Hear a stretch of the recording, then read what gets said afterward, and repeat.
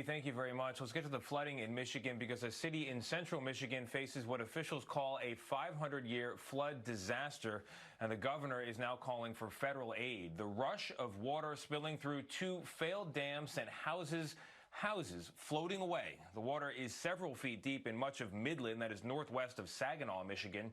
And it's another severe blow for a state that's reported more than 53,000 coronavirus cases.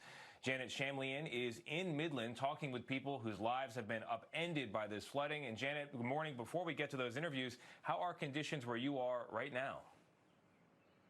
Well, Tony, good morning to you. Let me just say that the river crested at just above 35 feet. And as you can see behind me, this bridge is impassable, and so are roads all over town this morning. Could it have been prevented? That's the question many in the community are asking right now. There's a lot of frustration here amid two reports that those dams, both of them, violated federal safety regulations. It's just going to go. A home floating downstream, ripped from its foundation by raging floodwaters. One example of the devastation in central Michigan. This morning, there's concern floodwaters may be mixing with toxins in containment ponds from a nearby Dow chemical plant, which shut down its operations. The company says there's no risk to people or the environment. Due to the amount of water across the county, it will take multiple days to recede. Close to 10,000 evacuated Midland County as the floodwaters came gushing in. Power is out in many areas, and it's still too early for some to go home. I don't know what's going to happen. Our town is gone. Courtney Kessler hopes she'll be able to get back into her house today. A neighbor sent her these photos of water swamping her home.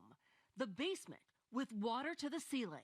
She's not the only one. Memories as a family are in our basement, and they're floating. They're ruined. Carrie Allen told us the flooding will cost her family tens of thousands of dollars, and she's frustrated the breached Edenville and Sanford dams weren't in better condition.